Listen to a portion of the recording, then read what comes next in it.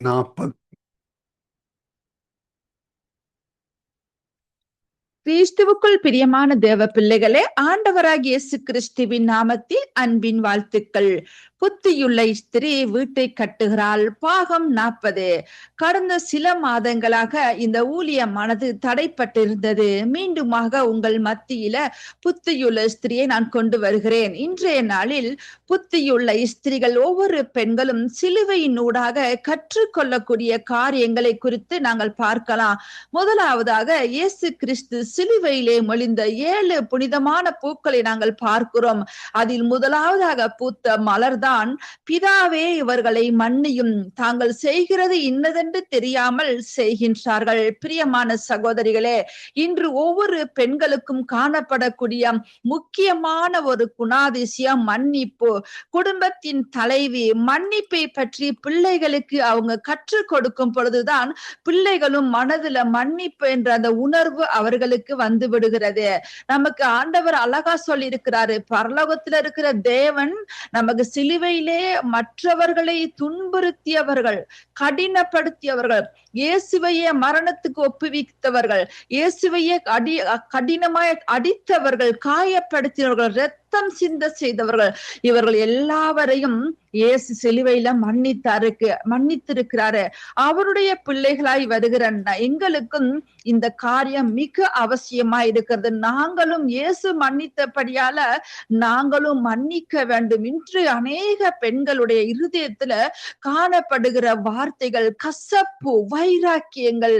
மற்றவர்கள் ஏதாவது ஒரு சிறிய காரியம் சொல்லிவிட்டால் போதும் வருட கணக்காக வேர் பிடித்திருக்கிற வைராக்கியம், கசப்பு, இவை எல்லாவற்றையும் இயேசு சிலுவையில அறைந்திருக்கிறாரே. பிரியமான சகோதரிகளே, இன்று நாமும் சிலுவையில அறைய வேண்டிய காரியம் நம்முடைய பழைய மாம்ச சிந்தைகள், பழைய காரியங்கள், பழைய வேர் பிடித்திருக்கிற கசப்புகள், பழைய வேர் பிடித்திருக்கிற வைராக்கியங்கள், ஒருவரை பற்றி அவர்களிடத்தில் நான் கதைக்கவே கூடாது என்று எடுத்திருக்கிற தீர்மானங்கள், இவை எல்லாவற்றையும் நாம் அறைந்து விட வேண்டியதா இருக்கிறது. கிறிஸ்து நமக்கு முடிந்தது என்று சொல்லி சிலுவையில எல்லாவற்றையும் முடித்தார். ஒரு முற்றுப்புள்ளி வைத்து விட்டாரு. உங்களுடைய கோபங்களுக்கு ஒரு முற்றுப்புள்ளி. கோபங்கள் சிலுவையில முடிந்தது, வைராக்கியங்கள் சிலுவையில முடிந்தது, உங்களுடைய கசப்புகள் சிலுவையிலே முடிந்தது, முடித்து விட்டார் சிலுவையில. இனி நாம் அந்த காரியங்களை திருப்பி பார்க்க கூடாது. பிரியமான சகோதரிகளே, இன்று இயேசு நமக்கு கற்றுக் கொடுத்த முதலாவது காரியம் சிலுவையில மன்னிப்பு. இன்றைக்கு நாம தேவன் நம்மை மன்னித்ததை போல நாமும் ஒருவருக்கொருவர் மன்னிக்கிறவர்களாய் இருக்க வேண்டும். நமக்கு பைபிள் கற்றுக் கொடுக்கிறது எல்லாவற்றை விட்டு மன உருக்கம், தயவு, பரிசுத்தாவின் கனிகள், இவை எல்லாம் நமக்கு கண்டிப்பாக தேவையா இருக்கிறது. ஆண்டவர் சொல்கிறாரு, ஒருவருக்கொருவர் மன்னிங்க, தயவாய் இருங்க, உருக்கமாக இருங்க.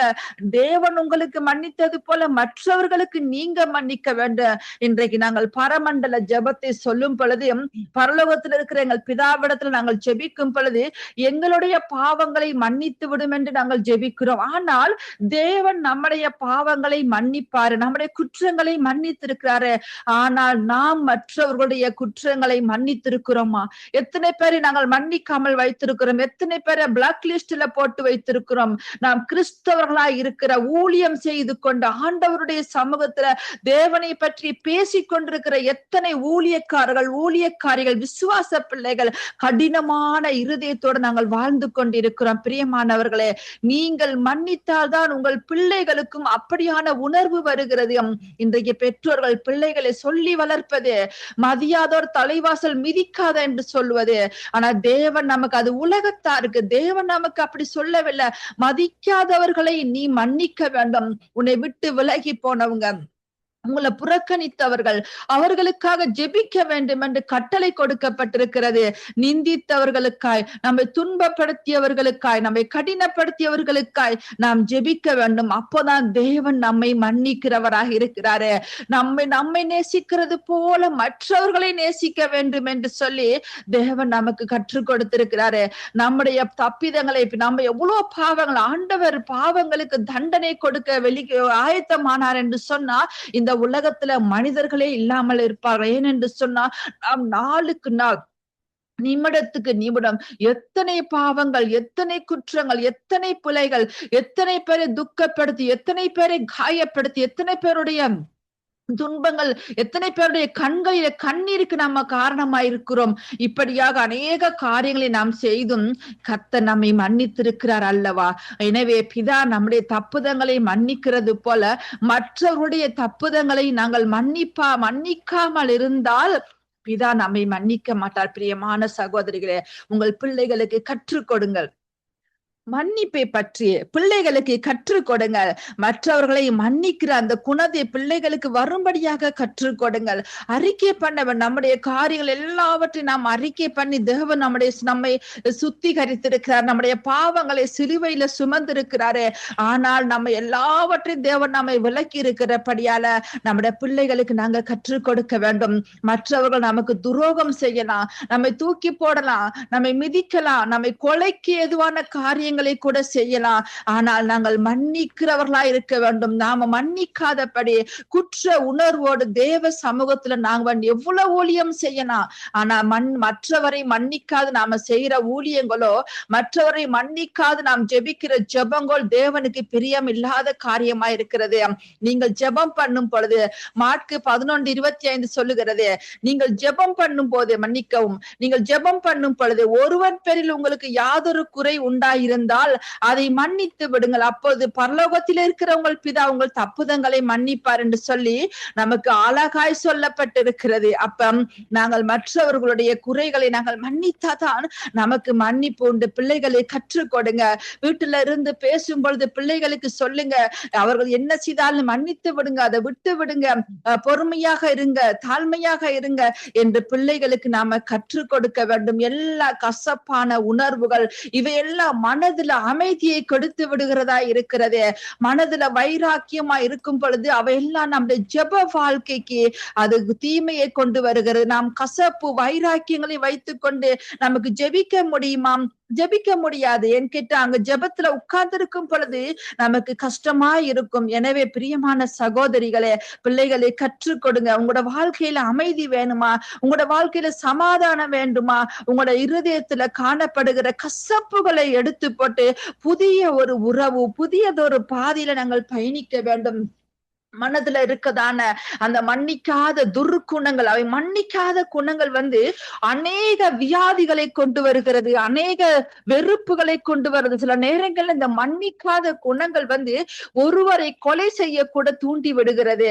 அப்ப மன்னிக்காமல் இருக்கும் பொழுது எத்தனை விதமான உலகத்தின் ரீதியில நாங்கள் பார்க்கும் பொழுது எத்தனையோ அசம்பாவிதங்கள் மன்னிக்காத தன்மையினால, மன்னிக்காதபடியால பலவீனங்கள், யோசித்து யோசித்து பழைய கசப்புகள் குப்பைகளை இருதயத்துல வைத்திருக்கும் பொழுது பிரஷர், சுகர், இப்படி அநேக பலவீனங்கள் வருகிறது. பிரியமான சகோதரிகளே, நாம் ஒருவரையொருவர் மன்னிக்க வேண்டும். நாம் ஜெபாரையில கூடும் பொழுது குற்றமற்றவர்களாய் இருக்க வேண்டும். ஒவ்வொரு நாள் நம்மை சுத்திகரிக்க வேண்டும், நம்முடைய இருதயத்தை சுத்திகரிக்க வேண்டும்.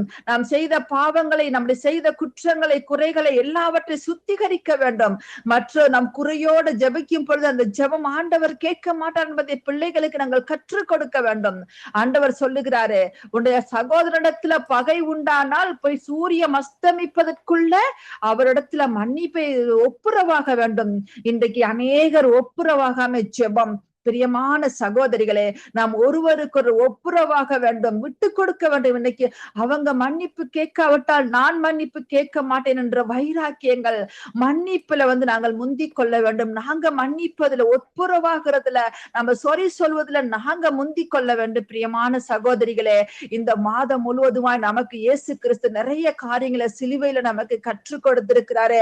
அந்த சிலுவையை நாங்கள் பிடித்துக் கொள்வோம். சிலுவையில இயேசு சொன்ன முதலாவது பூத்த முதலாவது மலர் மன்னிக்க வேண்டும். அப்ப இயேசு நம் மீது வைத்திருக்கிற அந்த மன்னிப்பை பாருங்க. எனவே பிரியமான சகோதரி, நாங்க எல்லாரையும் நாங்கள் மன்னிக்கிறவர்களா நாங்க இருப்போம். எல்லாவற்றை கசப்புகள், வைராக்கியங்கள் எடுத்து போடுவோம்.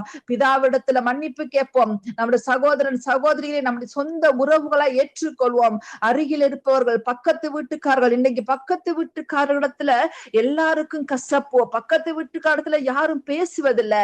எனவே நாங்க இந்த நாட்களில நம்முடைய பழைய வைராக்கியங்கள், பழைய கசப்புகள் எல்லாவற்றையும் எடுத்து போட்டு நம்ம மற்றவர்களோட மன்னிப்பு ஒப்புரவாகி சமாதானமாக நாங்கள் இருக்க நம்மை தேவன் ஆயத்தப்படுத்துவாராக, சுத்திகரிப்பாராக. நம்முடைய இருதயங்களை ஆண்டவர் பாருங்க, மேற்குக்கு கிழக்குக்கு எவ்வளவு தூரமோ அவ்வளவு தூரமாக நம்முடைய துரோகங்கள், நம்முடைய பாவங்கள், நம்முடைய பொல்லாத காரியங்களை அவர் விலக்கி இருக்கிறாரு.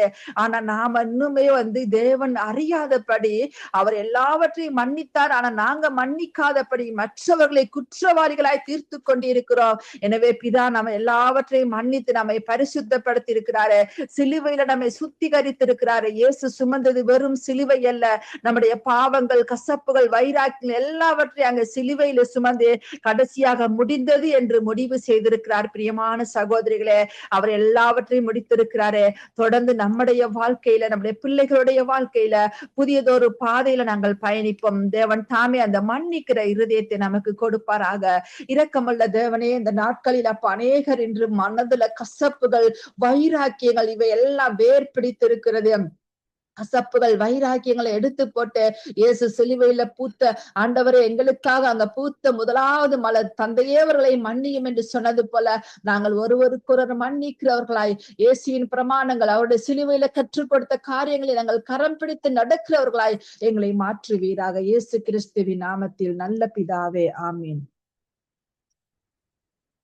ஆமீன், ஆமீன். இதுவரை நேரம் ஊழியர் சகோதரி கொன்சி அவர்கள் துபாய் தேசத்திலிருந்து எடுத்து வந்த புத்தியுள்ள ஸ்திரீ பாகம் 40 கேட்டோம். உங்களுக்கு ஆசீர்வாதமாக இருந்திருக்கும் என சுவாசிக்கிறோம். கர்த்தர் தாமே இந்த வசனங்களோடு உங்களுடன் பேசுவாராக. ஆமீன், ஆமீன்.